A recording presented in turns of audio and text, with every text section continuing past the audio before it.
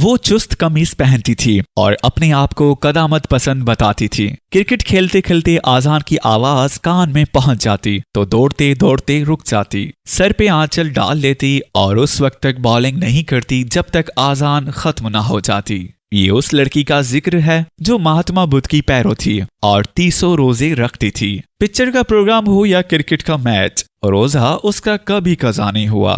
گولے کی آواز پر وہ پرس سے الائچی نکالتی، روزہ افطارتی اور پھر مصروف ہو جاتی۔ اور انٹر کالج تقریری مقابلے میں ایک مرتبہ وہ صرف اس وجہ سے ہار گئی تھی کہ جب اس کی باری آئی تو مغرب کی نماز کا وقت ہو چکا تھا اور وہ نماز قضا نہیں کر سکتی تھی، مگر وہ فرقہ پرست نہیں تھی، وہ مہاتما بدھ کی پیرو تھی اور انسان دوستی اس کا مسلک تھا۔ یہ الگ بات ہے کہ اس نے محسن کو جو سویٹر اپنے ہاتھ سے بنا کر دیا تھا، اس کا مطلب محسن نے انسان دوستی کے سوا کچھ جانا۔ یہ سویٹر پہن کر اس نے جذبے کی گرمی محسوس کی اور ایک قدم آگے بڑھا دیا، مگر اسے فوراً ہی پیچھے ہٹنا پڑا۔ محسن نے معذرت کی اور ساجدہ نیاز نے جواب دیا، میں مہاتما بدھ کی پیرو ہوں اور معاف کر دیا کرتی ہوں۔ اس جواب سے محسن کو بہت ڈھارس ہوئی، وہ خود بھی تو تلوار سے اسلام پھیلانے کا قائل نہیں تھا۔ اس نے امن و آشتی کی فضا میں اپنے جذبے کی خاموش تبلیغ کا تصور کیا اور مطمئن ہو گیا۔ جذبے کی خاموشی پر امن تبلیغ سے اس نے چند دنوں میں زمین کو ہموار پایا اور تجویز پیش کی کہ چلو پکچر دیکھیں۔ اس نے اسے غور سے دیکھا اور سنجیدگی سے بولی، دیکھیے میں بہت قدامت پسند ہوں۔ محسن کو ایک دفعہ پھر معذرت کرنی پڑی اور چونکہ وہ مہاتما بدھ کی پیرو تھی، اس نے اسے معاف کر دیا۔ چند دنوں میں اس نے کھویا ہوا اعتماد پھر پا لیا اور ایک روز جب وہ ملے تو موسم بہت خوشگوار تھا۔ اس نے موسم کا اشارہ غیبی جانا اور تجویز پیش کی کہ دریا پر چلیں۔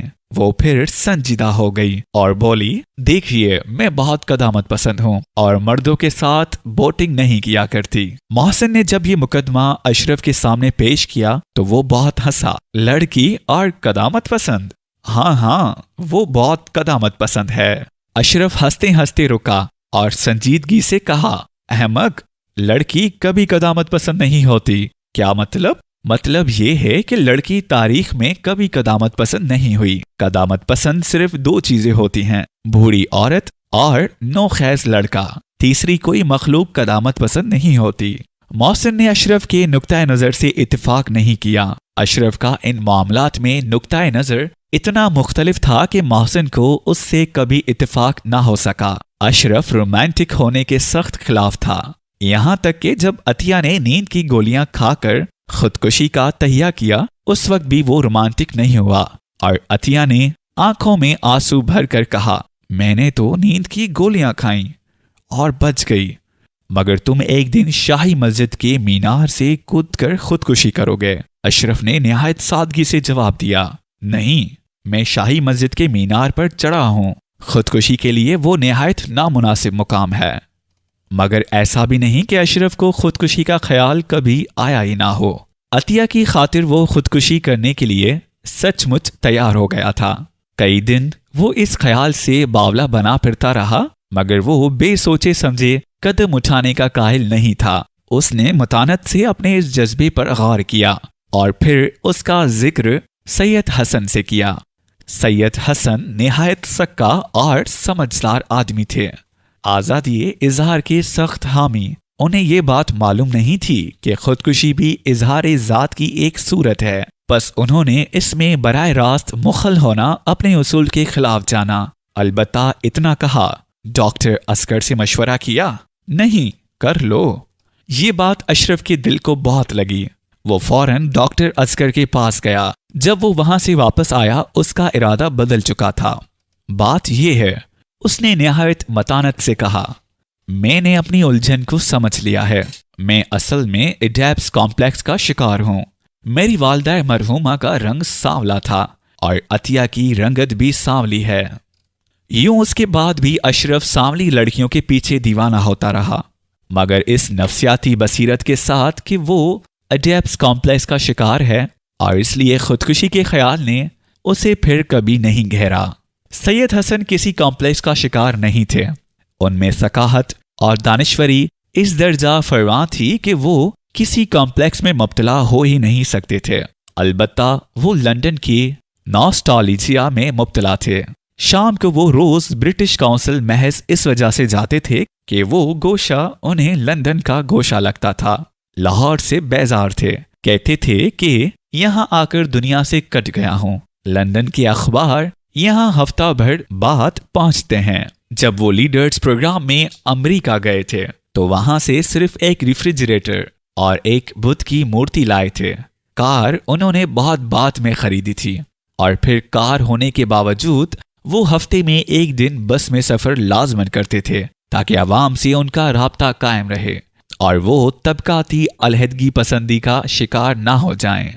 वो खदर का कुर्ता पहनते थे और शहर के 5 स्टार होटल में बैठते थे और अपने अंग्रेजी पहलुओं की क्यारी में उन्होंने मोतिया की कलम भी लगाई थी ताकि देसी कल्चर फरामोश ना हो जाए।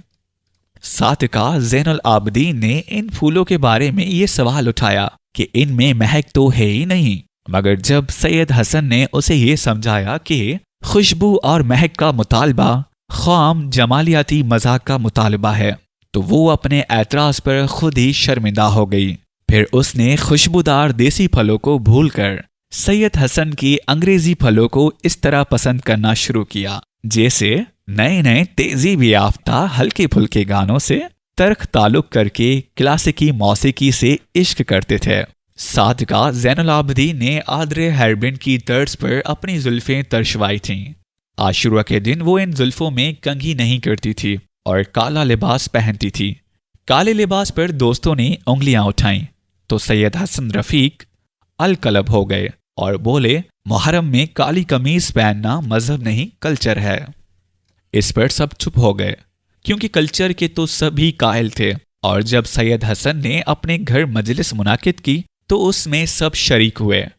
सादका ज़ैनुल आबदीन ने इस रोज ना बालों में तेल डाला था ना कंघी की थी और मुल्कजी सियाह कमीज के पहलू वाले टच बटन सब खुले हुए थे। सैयद हसन का दिल इस दिन यूं भी उदास हो जाता था। ये देखकर वो और भी बेचैन रहे और उसने सैयद हसन के घर पहुंचकर महात्मा बुद्ध की मूर्ति पर अपना रुमाल डाल दिया और दीवार में आवेजा न्यू डिकॉल्टा कर दिया। फिर उसने नजमुल हसन की बनाई हुई तजरीदी तस्वीर जुलजना को कांट्स पर सजाया और बड़ी अकीदत के साथ अगरबत्तियां सुलगाईं। सैयद हसन ने अपनी अंग्रेजी पहलुओं की कियारी से फूल लाकर हार गूंदा और नजमुल हसन की पेंटिंग पर डाल दिया। फिर सादका ज़ैनुल आबदीन का बाजू बनकर सोज पड़ा। सैयद हसन सोज पढ़कर रोए और बोले कि जुलजना और अलम सलीब से बड़े संबल हैं, पता नहीं हमारे पैंट्रान से क्यों मुतासिर नहीं हुए। अशरफ ने कि पिछले 1 साल से मुस्तकिल मुसलमानों का मुतहलका मुतलाशी था, ये सुना और मुतासिर हुआ और कमीज उतारकर मातम किया। उसने ऐलान किया था कि अगले बरस वो भी काली कमीज पहनेगा, मगर चूंकि चंद ही माह बाद मार्केट में एक नई किताब आ गई और अशरफ को यूंग से चंद दर चंद इख्तलाफात हो गए, इसलिए ये इरादा पूरा ना हो सका। मगर मोहसिन के तरीके में एक एतदाल था। खुदा के वजूद से इनकार तो उसने मैट्रिक में फर्स्ट डिवीजन लेते ही कर दिया था और अब तो खैर वो एमए था, मगर इस्लाम का वो एक सोशल मूवमेंट के तौर पर हमेशा कायल रहा। समाजी इस्लाहात के इस प्रोग्राम को समाज दुश्मनों से बचाने के लिए इमाम हुसैन ने जो कुर्बानी दी उसे वो मानता था। अलबत्ता मुहर्रम में वो रिफॉर्म का तालिब था। ताहम सैयद हसन के घर की मजलिस में बैठने और रो लेने में उसे मुजायका नजर नहीं आया। साजदा न्याज को मोहसिन की गिरिया पर कोई एतराज नहीं हुआ। उसने बेताल्लुकी के अंदाज में कहा, कोई रावजी हो या मिर्जाई, उससे क्या फर्क पड़ता है, मैं तो महात्मा बुद्ध की पैरों हूं। ये संजीदा किस्म की बेताल्लुकी उसका मखसूस वसफ थी और नाजुक से नाजुक मौके पर बरकरार रहती थी। जब उसने लेडी चेटर लेस लोर का सालिम एडिशन खत्म किया और किरदारों के रवैये पर मोहसिन से तबादला ख्याल शुरू किया तो मोहसिन को एक मर्तबा फिर जमीन हमवार नजर आई और उसने बहस की। गर्मा गर्मी में उसका हाथ थाम लिया। साजदा न्याज बोलते बोलते रुकी मुकम्मल बेताल्लुकी से अपने हाथ को मोहसिन के हाथों में देखा और संजीदगी से बोली, आपको ये मालूम है कि मैं एक कदामत पसंद लड़की हूँ। इस फिक्रे पर मोहसिन के हाथों की गिरफ्त आप ढीली पड़ गई और साजिदा न्याज ने निहायत मतानत से अपना हाथ खींच लिया। साजिदा न्याज मोहसिन ही को नहीं, अपनी बहन जाहिदा को भी गैर संजीदा जानती थी और जाहिदा वाकई गैर संजीदा थी। उसके कमरे में बगैर दस्तक दिए घुस आती और अगर वो सोती होती तो लाफ उठाकर अलग फेंक देती। इस हरदंगेपन में तो वो आला तालीम से महरूम रह गई थी। घर के कमरों से लेकर अकब के बागीचे तक कलांचे लगाती फिरती थी। जब अफो गर्मियों की छुट्टियां खाला के घर गुजारने आया तो साजिदा न्याज ने तो उसे मुतलक मुंह ना लगाया। मुंह क्या लगाती, फर्स्ट ईयर का तो वो तालिब इल्म था। मगर जाहिदा एक दिन के अंदर अंदर इससे घुल मिल गई। खैर, पहला दिन तो कच्ची अमियां तोड़ने ही में गुजर गया और दोनों इसमें ऐसे गर्क हो गए कि उन्हें एक दूसरे के वजूद का एहसास तक नहीं हुआ। दूसरे दिन जब उन्हें एक दूसरे के वजूद का एहसास हुआ तो वो भी अजब तरह से। ना उन्होंने रोमांटिक बातें की थी, ना एक दूसरे का हाथ थामा था, ना आइडियलिज्म बिगाड़ी थी। हुआ यूं कि जब वो अमियां तोड़कर दरख्त से जाहिदा का सहारा लेकर उतर रहा था तो उसका सांस तेज और गर्म हो गया और गर्मी उस वक्त बहुत थी। इतनी तपती हुई दोपहरी में दरख्तों के दरमियान घूमते घूमते इनके जिस्म फंकने लगे थे। जाहिदा के गोरे गाल गर्म होकर सुर्ख हो गए थे और कमीज पसीने में भीगकर बेबनियान वाली भरी पुश्त पर चिपकने लगी थी और उसकी शानों के सहारे दरख्त से नीचे उतरते उतरते अफू का सांस तेज हो गया और बाहें उसकी भीगी कमर के गिर्द लिपटी चली गईं और जैसे गर्म दोपहरों में दाना चुगते चुगते एक एक ही मुर्गा फूलने लगता है और मुर्गी बैठने लगती है और फिर दोनों गुथम गुथा हो जाते हैं। बस इसी तरह कड़ी दोपहर में एक अंधेरे ने इन्हें आनन फानन आ लिया। जब अंधेरा छट गया तो उन्होंने अपने आप को बहुत हल्का और बहुत पाकीज़ा महसूस किया। बस उन्हें यूं लगा कि कच्ची अमियां खाते खाते उन्होंने कोई मीठा रस भरा आम चूस लिया है। मगर साजिदा न्याज को आम और अम्मियों से नफूर था। रेफ्रिजरेटर में लगे हुए सर्वे को निकालकर चीनी की सफेद प्लेट में वो बड़े सलीके से उसकी 2 फांकें तराशती, फांकों को कतला कतला करती और एक मतानत आमेज बेताल्लुकी के साथ उन्हें काटने से तनावल करती। मजहबी अकीदे से लेकर सर्दे की काश तक उसने ये मतानत आमेज बेताल्लुकी बरकरार रखी थी। मगर मोहसिन और उसके दरमियान फिर भी लड़ाई होकर रही। हुआ यूं कि एल्विस प्रेस्ले का मसला दरमियान में आ गया। मोहसिन उसे वल्गर कहता था। बात बढ़ गई और साजिदा न्याज ने ऐलान किया कि मेरे और आपके दरमियान नजरियाती इख्तलाफ पैदा हो चुका है। मोहसिन ने जब ये तशवीशनाक इतला अशरफ को दी तो उसने उसे झड़क दिया, फजूल बातें मत करो। औरत और मर्द के दरमियान नजरियाती का इख्तलाफ कभी पैदा नहीं होता, मगर वो हो गया है तो या तुम मर्द नहीं हो या वो औरत नहीं है। अशरफ का नजरिया ये था कि नजरियात आदमी की हमाकत हैं, औरत के नजरियात नहीं होते, एहसासात होते हैं। मगर साजिदा न्याज को यह एहसास था कि वो नजरियात रखती है। इसके इसी एहसास ने मोहसिन के लिए जुदाई की अजियत का सामान किया। महरूमी के आलम में मोहसिन ने क्या कुछ नहीं सोचा कि वो खुदकुशी कर ले, कि वो कपड़े फाड़ कर जंगल में निकल जाए और साधु बन जाए। सैयद हसन ने इनमें से किसी तजवीज़ पर साथ नहीं किया। इनका ख्याल था कि ये सब इजहार ज़ात की रिवायती सांचे हैं और इश्क, उन्होंने अपने दानिश्वराना लहजे में कहा, कोई तखरीबी ताकत नहीं है और जो आशिक सहराओं में नहीं गए वो तेशे से फाड़ कर मर गए। उनके मुतालिक क्या इरशाद है? मोहसिन ने जलकर सवाल किया। वो इश्क नहीं था, मरीजाना दाखिलियत पसंदी थी। सैयद हसन ने वसूख से कहा। मोहसिन की अकलियत पसंद था। इस इस्तिदाल से कायल हो गया। उसने जीने का हौसला पैदा किया और साजिदा न्याज को टेलीफोन कर डाला। साजिदा न्याज इस दिन रोजे से थी। सहरी खाने के फौरन बाद वो सतार लेकर बैठ गई थी। جب اذان ہوئی تو اس نے وضو کر کے فریضہ سحری ادا کیا، پھر تلاوت کرنے بیٹھ گئی۔ صبح ہونے پر اس نے قرآن جزدہ میں بند کیا، ریڈیو آن کیا اور جالندھر سے بھجن سننے لگی۔ اتنے میں محسن کا ٹیلی فون آ گیا۔ اس نے نہایت بے تعلقی سے محسن کی بات سنی اور پھر بڑی شائستگی سے جواب دیا، محسن صاحب معاف کیجیے، میرے اور آپ کے درمیان نظریات کا فرق ہے۔ میں اپنے آپ کو آپ سے بہت دور محسوس کرتی ہوں، اس لیے آنے سے معذور ہوں گی، شکریہ۔ اور وہ ٹیلی فون بند کر کے جب برآمدے میں آئی تو سامنے باغیچے میں زاہدہ دوپٹے سے بے نیاز، شلوار کے پانچے چڑھائے امرود کے پیڑ پر چڑھ رہی تھی۔ افو نے اس کی دونوں ٹانگیں پکڑی ہوئی تھی اور اسے اوپر سہارا دے رہا تھا۔ زاہدہ نے ایک کچا امرود توڑ کر آدھا کھایا اور آدھا پلٹ کر افو کے سر پہ کھینچ مارا۔ افو نے کچ کچا کر اس کی ننگی پنڈلی میں کاٹ لیا۔ روزے دار ساجدہ نیاز کو اس بےہودگی پر سخت غصہ آیا۔ وہ واپس اپنے کمرے میں چلی گئی۔ کچھ دیر بے اطمینان سے بیٹھی رہی۔ سمجھ میں نہیں آیا کہ روزے کا لمبا دن کیسے کاٹا جائے۔ آخر اس نے پھر ستار اٹھایا اور روزے کے وقت تک مشق جاری رکھنے کی ٹھانی۔ محسن نے جینے کا حوصلہ اسی ٹیلی فون کے بعد بھی نہیں ہارا۔ اس نے اب اپنے عشق کو ایک تربیتی کورس تصور کر لیا تھا اور اپنے ہجر کو ایک تخلیقی تجربہ سمجھ کر مطمئن تھا، مگر بار بار اس پہ دورہ سا پڑتا۔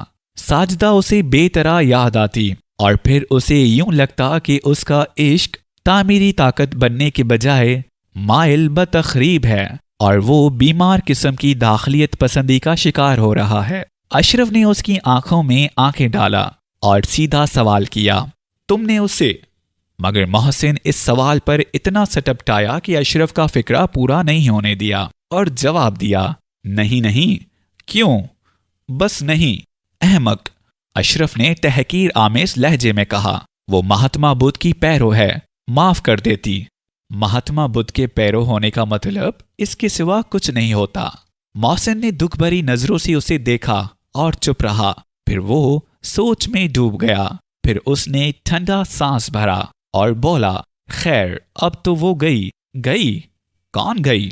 تو نرا گاؤندی ہے، دو چیزیں آ کر نہیں جایا کرتی، بڑھاپا اور عورت۔ کیا مطلب؟ مطلب یہ کہ پھر آئے گی۔ میں صحیح کہتا ہوں، اشرف نے پھر کہا، تاریخ اور عورت یہ دو طاقتیں ہمیشہ اپنے آپ کو دہراتی ہیں۔ جب عورت آ گئی ہے وہ نہیں جائے گی، مگر آنے والی ایک مرتبہ ضرور جاتی ہے اور سوچنے کی مہلت دیتی ہے، اور جانے والی ایک مرتبہ ادبدا کر پلٹتی ہے۔ طے بات ہے کہ وہ پھر آئے گی۔ اور اس کے بعد اشرف روز ملنے پر اس سے پہلا سوال یہ کرتا، آئی؟ نہیں، انتظار کرو، آئے گی۔ اور ایک روز محسن نے اطلاع دی، مگر مری ہوئی آواز میں، یار وہ آئی تھی۔ دیکھا، میں نہ کہتا تھا، مان لو اب ہمیں استاد۔ مگر محسن نے اشرف کے اس افتخار کو کوئی اہمیت نہیں دی۔ رک کر بولا، یہ سویٹر جو میں پہنے ہوئے ہوں، یہ مجھے ساجدہ نے پریزنٹ دیا تھا۔ پھر اشرف نے بھونچکا ہو کر پوچھا، پھر یہ کہ ساجدہ آئی؟ اس نے کہا، ہم آپ نظریاتی طور پر الگ ہو چکے ہیں، مہربانی فرما کر ہمارا سویٹر ہمیں واپس دے دیجیے۔ اچھا؟ اشرف حیران رہ گیا۔ پھر محسن کے عشق سے زندہ رہنے کے آداب سیکھ رہا تھا۔ بولا، پھر کیا؟ معاملہ تو ختم ہو گیا، مگر تم جانتے ہو کہ یہ دسمبر کا مہینہ ہے، جنوری کا مہینہ پورا پڑا ہے۔ میں نے صاف کہہ دیا، سردیوں میں یہ سویٹر واپس کرنے سے معذور رہوں گا۔ معقول بات ہے۔ کیا کہا اس نے؟ کیا کہتی؟ وہ مہاتما بدھ کی پیرو ہے۔ پھر اس نے معاف کر دیا، کہہ گئی ہے میں آپ کے مسئلے کو سمجھتی ہوں، بہرحال مارچ کے پہلے ہفتے میں سویٹر میرے پاس پہنچ جانا چاہیے۔ محسن یہ کہہ کر چپ ہو گیا، مگر پھر بھی بے اطمینان سا رہا۔ اشرف نے اسے غور سے دیکھا اور کہا، اب کیا تکلیف ہے تمہیں؟ یار میں سوچتا ہوں کہ تم سچ ہی کہتے تھے۔ محسن رکا اور پھر بولا، میں سوچتا ہوں خطا مجھی سے ہوئی، وہ تو مہاتما بدھ کی پیرو ہے، معاف بہرحال کر دیتی۔